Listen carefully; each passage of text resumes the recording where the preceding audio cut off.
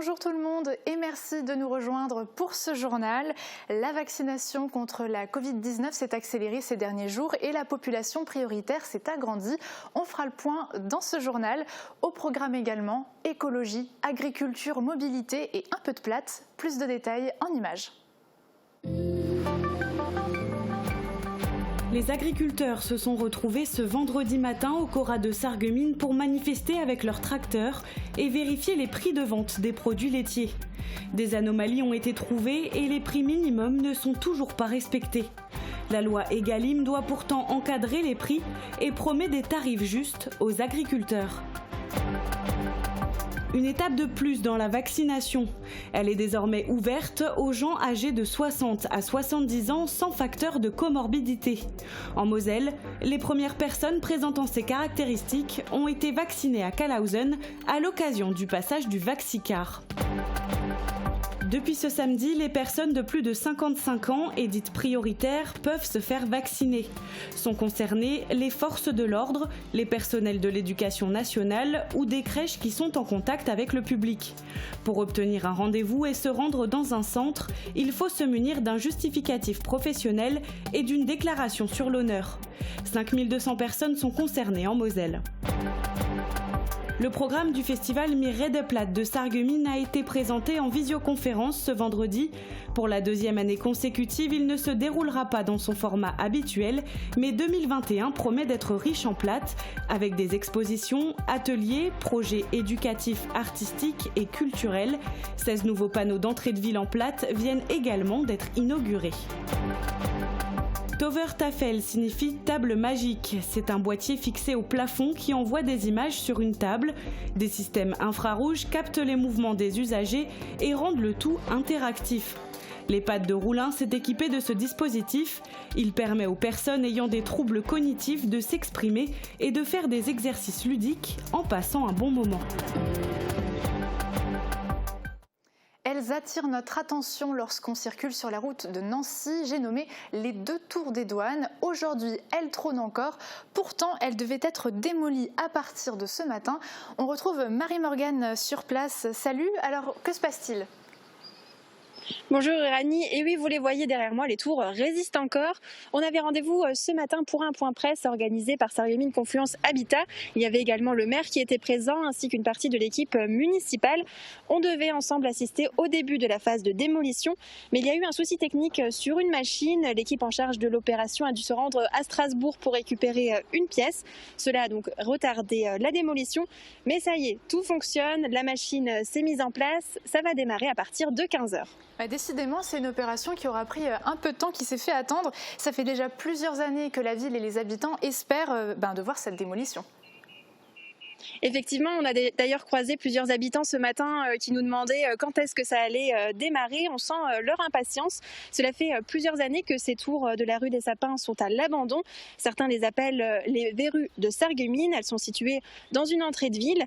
D'ailleurs, la ville devait devenir propriétaire des tours par voie d'expropriation. Il y a eu une bataille judiciaire très longue car il y avait plusieurs copropriétaires à indemniser. Ça s'est terminé en décembre 2019. La municipalité les a ensuite cédés à Sarreguemines Confluence Habitat, chargé de porter le projet de démolition. Aujourd'hui, ce sera enfin le début de la fin pour ces tours. On sera à nouveau sur place demain pour évoquer l'avancée de l'opération. Cette phase de démolition devrait durer 2 mois. En tout cas, le compte à rebours est donc lancé. Merci Marie-Morgane et merci à Thibaut également au cadrage. Eux aussi étaient impatients et en colère. Vendredi, on vous avait montré quelques images de la manifestation syndicale des agriculteurs sur le parvis du Cora de Sarreguemines. Leur action a permis de sensibiliser les consommateurs, notamment au sujet des prix trop bas de certains produits laitiers, malgré l'encadrement de ces prix par la loi Egalim. Retour en images sur leur mobilisation. Est-ce que vous pouvez me dire ce que vous êtes en train de faire actuellement ? On est en train de regarder les prix auxquels ils sont vendus, auxquels est vendu le litre de lait, pour voir ce que nous on gagne. Et on voit très bien que c'est pas les prix minimum attendus. Pourtant, la loi Egalim de 2018 encadre les prix. Elle promet aux agriculteurs des tarifs justes et impose un seuil minimum à ne pas dépasser. Dans cette enseigne, comme dans d'autres sur le territoire mosellan, la Fédération nationale des producteurs laitiers a découvert quelques anomalies. Déjà, on est en lait demi-écrémé. Le prix affiché est 0,68 le litre, alors que la loi Egalim, le prix de vente ne doit pas être inférieur à 0,74. In fine, l'agriculteur travaille en fait pour rien. Nous produisons du lait et on n'arrive pas à couvrir nos coûts de production. Dans ces différents produits, vous voulez encore voir des origines de lait local, ça passe par un prix minimum qui doit être appliqué dans ces rayons, par les différentes enseignes, pas une marque plus que l'autre. Près de 90% des consommateurs se disent favorables pour l'augmentation des prix afin de soutenir leurs producteurs, mais aussi de favoriser les circuits courts. Alors le circuit court, c'est sûr que c'est une solution, mais pour une minorité d'agriculteurs.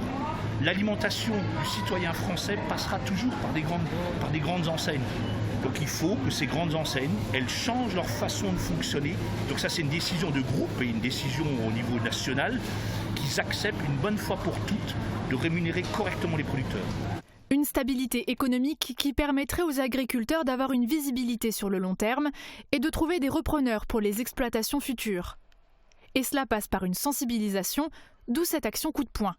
Pour l'instant, il n'y a pas d'autres actions prévues. On compte sur le distributeur pour faire des efforts, mais également sur les autres magasins de distribution.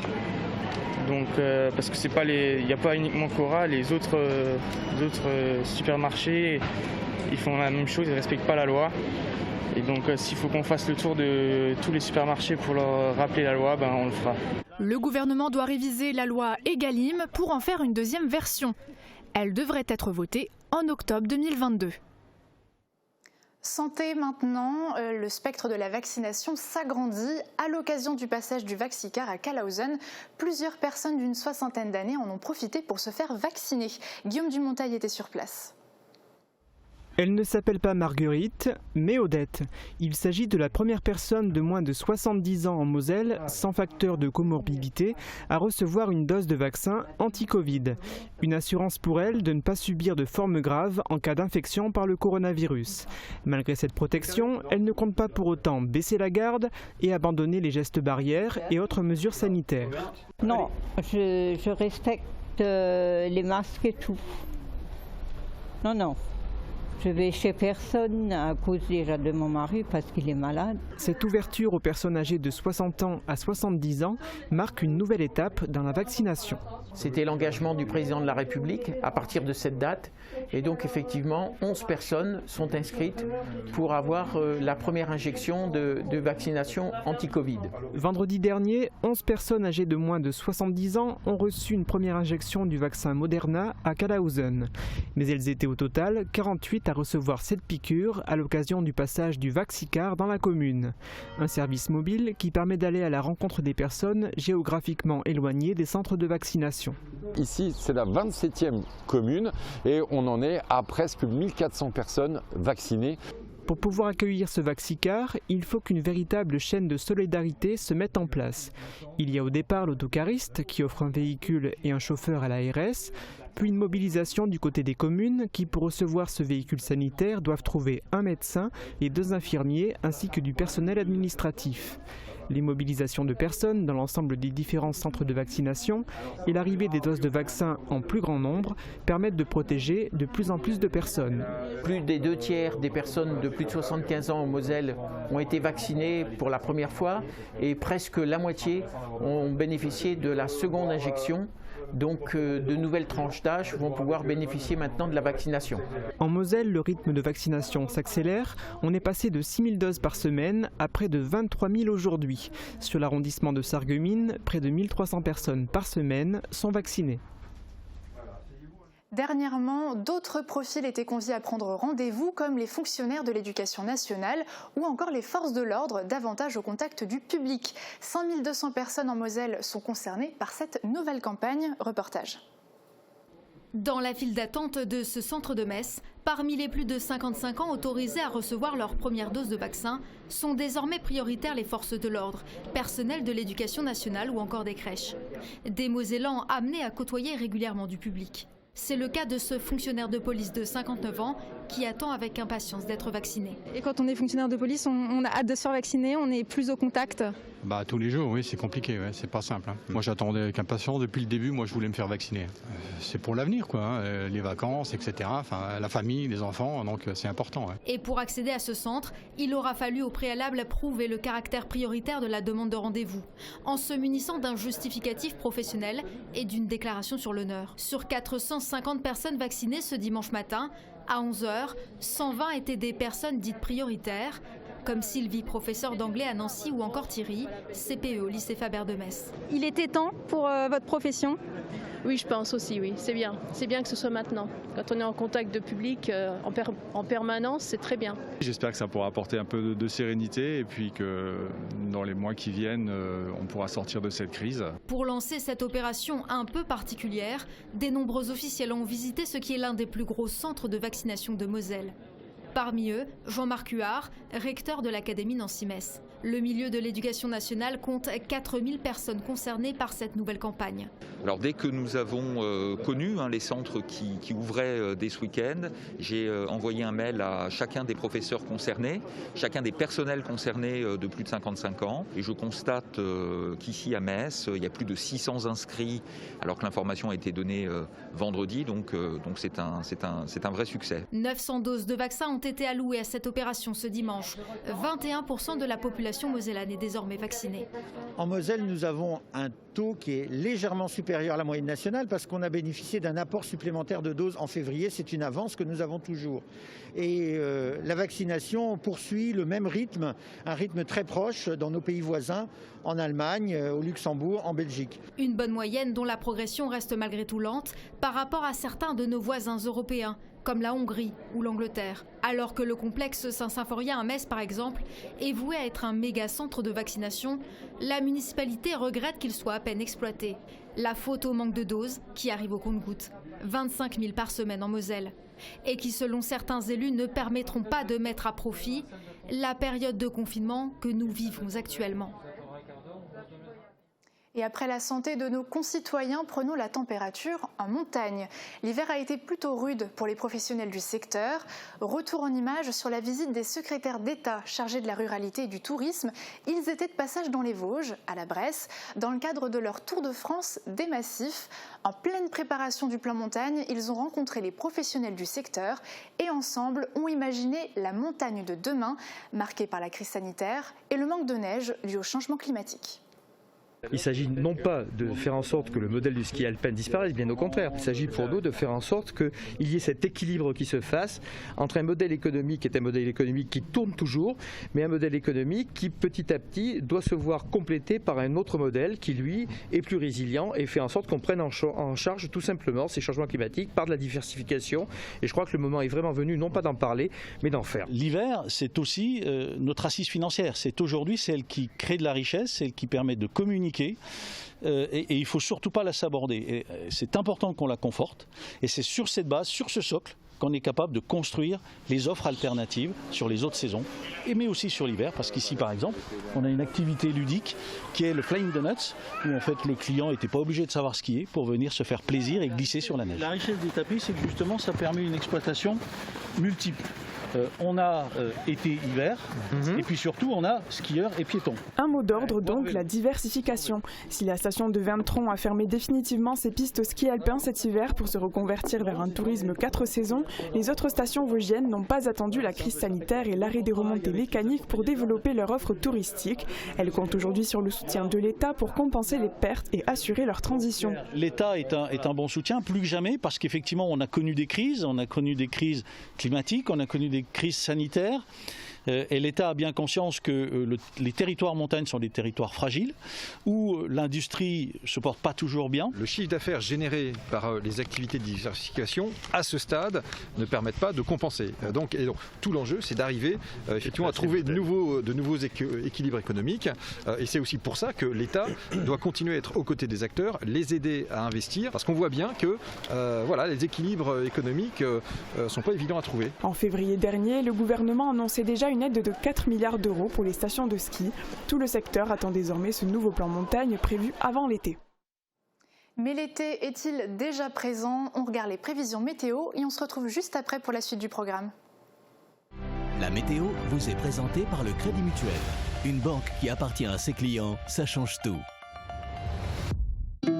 Couverture, crépissage, peinture et isolation. Avec Moder Habitat, votre maison sera belle et confortable par tous les temps.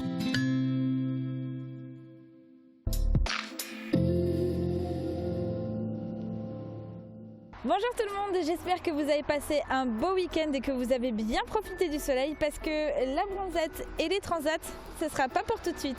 La matinée de demain débutera sous le brouillard et le ciel restera principalement couvert malgré les éclaircies qui tentent de se frayer un chemin.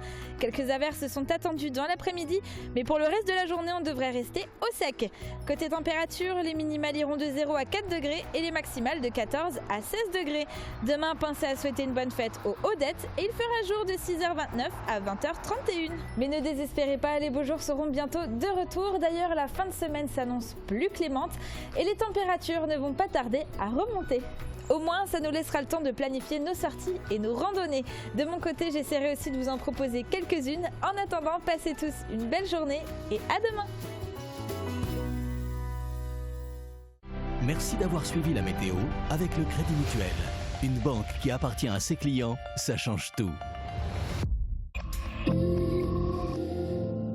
En ce moment, chez AVS Médical, nos orthopédistes diplômés d'État vous offrent un bilan podologique complet sur rendez-vous. Elles fabriqueront ensuite des semelles sur mesure pour vos chaussures du quotidien, chaussures de sport, de sécurité ou pour enfants. Découvrez aussi notre gamme de chaussures thérapeutiques et de confort pour pieds sensibles, douloureux ou opérés. Nouvelle collection printemps-été maintenant disponible dans nos centres de santé de Sarreguemines et Morsbach.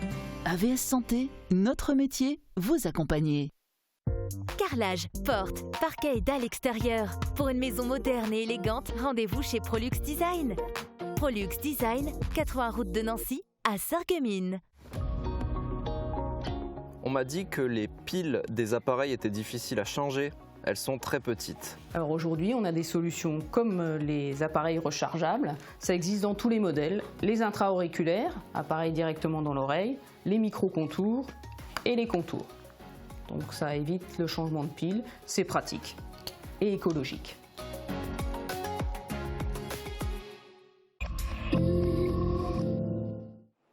Samedi matin, le conseil d'administration de l'association Sarreguemines Beach Niederbronn Territoire d'Avenir, ou SBNTA, s'est réuni à Lemberg.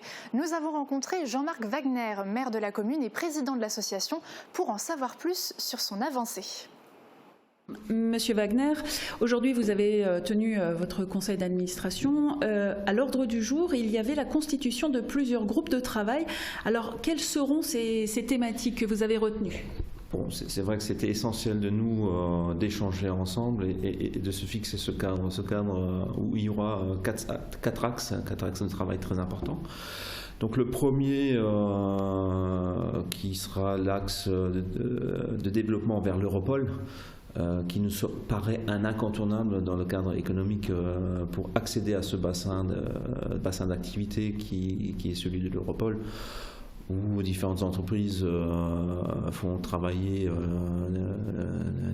des personnes du Bay Beach.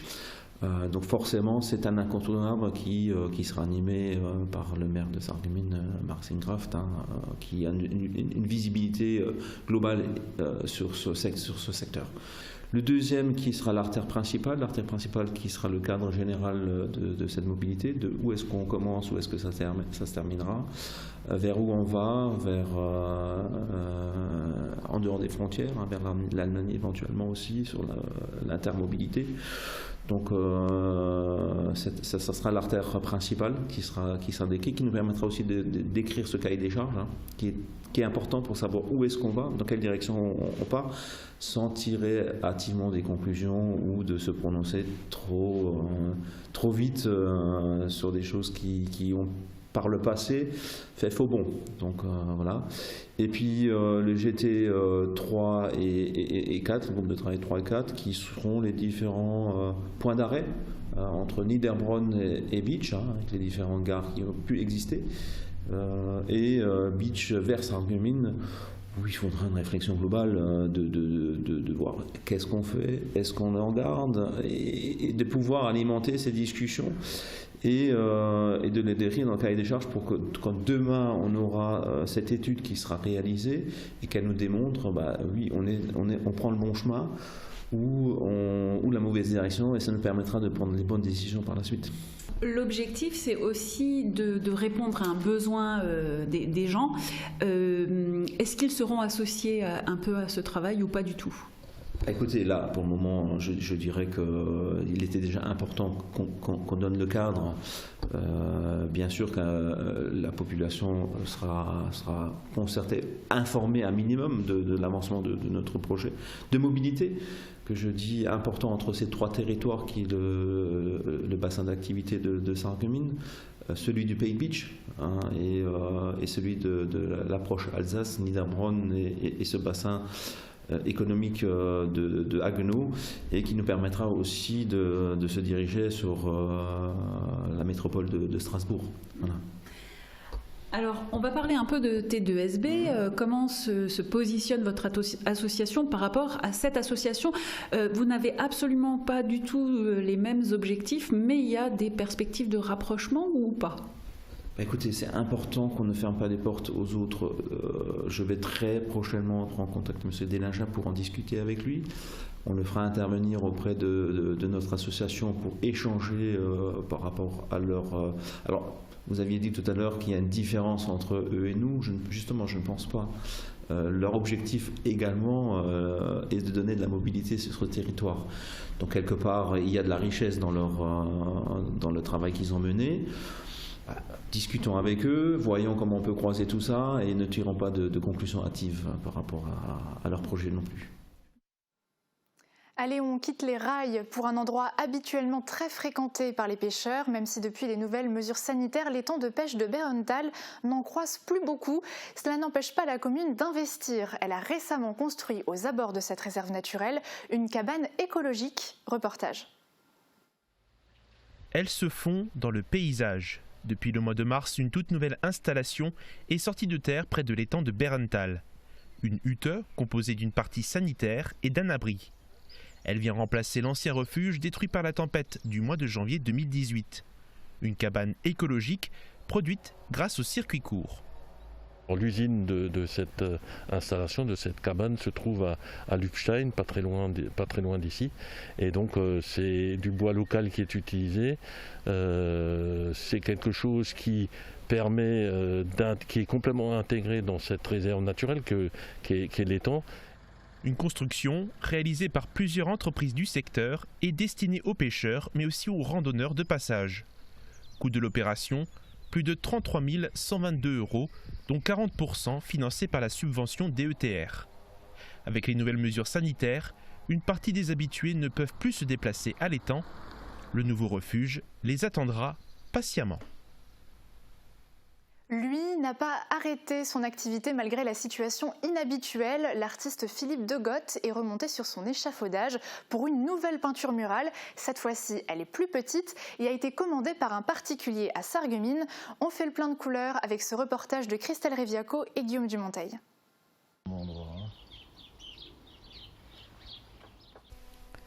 C'est bien accompagné que Philippe Degotte finit les dernières touches de sa nouvelle œuvre d'art. La famille Schlosser, propriétaire de la ferme du Petit Visin, a demandé à l'artiste sarregueminois de peindre une peinture murale sur l'un de leurs bâtiments. Alors ils m'ont commandé une fresque en rapport avec la ferme, avec le monde paysan. Alors il s'y trouve les animaux de la ferme et un personnage central, un personnage féminin. L'œuvre devrait bientôt être finie, ce qui laisse à l'artiste de la place pour de nouvelles commandes. J'ai des choses qui vont se faire dans les prochains temps. Alors c'est des choses privées, je ne peux pas encore trop en parler puisque j'ai eu des contacts là dernièrement. Mais il y a peut-être aussi pour la commune de Sourtes un projet qui devrait voir le jour, mais c'est vraiment complètement, c'est au conditionnel. À l'occasion d'une balade ou d'un tour à vélo, vous pourrez admirer cette nouvelle peinture à côté de la ferme du Petit Visin. Sur les murs comme ailleurs, la créativité est devenue nécessaire pour proposer des projets culturels et s'adapter. Pour la 2e année consécutive, le festival annuel Mireille de Platte est chamboulé. Mais cette fois, la ville de Sarreguemines a prévu le coup pour promouvoir notre belle langue régionale. Elle a présenté en conférence de presse les différents projets du festival. Reportage. Platte is not dead. Vendredi, la ville de Sarreguemines a présenté le nouveau programme du festival annuel Mireille de Platte en visioconférence. En raison de la crise sanitaire, ce festival est bien évidemment annulé dans son format habituel, mais la ville de Sarreguemines ne compte pas en rester là. Plusieurs axes ont été développés avec des artistes locaux, des commerçants et des élèves des différentes écoles de la ville pour promouvoir cette langue régionale tout au long de l'année. Expositions, projets éducatifs, artistiques et culturels, des ateliers ou encore un abécédaire. En bref, 2021 promet d'être riche en platte. Et vous l'avez sûrement déjà aperçu, une nouveauté s'est glissée dans le paysage sarregueminois, des nouveaux panneaux d'entrée de ville. Le but, valoriser le patrimoine immatériel au quotidien. L'orthographe a été validée officiellement et d'ici peu, les 16 panneaux Sarreguemines seront visibles aux différentes entrées de la ville. Les élus, avec la participation de la région Grand Est, sont fiers de présenter ce nouveau projet. Aujourd'hui, nous sommes certes à côté de la plaque, mais c'est pour la bonne cause. Quelle cause ? Eh bien, la cause du Platte, bien sûr. Et c'est la raison pour laquelle nous allons dévoiler nos intentions de suite. C'est ce qu'on peut proposer de faire. Voilà. 3, 2, 1, 0. Et voilà, Sarreguemines apparaît. Le Platte est toujours vivant. Restez connectés. Ces nouveautés et bien d'autres surprises sont à découvrir sur le site internet et la page Facebook de la ville de Sarreguemines. Connectés, ils le sont. Les résidents de l'EHPAD de Roulin ont la chance de participer à des ateliers numériques depuis plus d'1 an. Et tout récemment, un nouveau dispositif a été installé, une Tovertafel. Il s'agit d'une table pédagogique et interactive pour aider les personnes atteintes de troubles cognitifs à s'exprimer, à se mouvoir et à passer un moment ludique et agréable. Allez, je vous les fais sortir. Le dispositif vient des Pays-Bas. Son nom, Tovertafel, qui signifie table magique en néerlandais.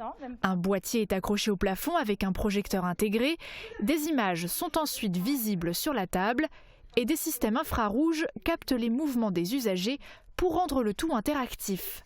Depuis le début de l'année, l'EHPAD de Roulin en est doté. Et ça permet aux résidents qui ont des troubles cognitifs de pouvoir jouer. En fait, ils jouent sans s'en rendre compte. Ils font des exercices avec leurs mains, avec leur mémoire. Et ils ne s'en rendent pas compte en fait, qu'ils sont en train de jouer. Et puis ça les stimule. Parmi les 55 résidents, 10 font partie de l'unité Alzheimer. Quelques autres ont des troubles cognitifs plus ou moins importants. Il y a des gens qui sont très passifs et du coup ça les réveille un petit peu, ils s'exclament, ils sortent des petits mots, des choses comme ça, alors que des fois on ne les entend pas du tout. Par petits groupes, ils participent à des mini-jeux interactifs et ludiques et chacun y trouve son compte. Regardez les lettres que vous avez devant vous. Oui. J'aime bien les mots, qu'est-ce qu'il faut chercher, tout ça j'aime bien.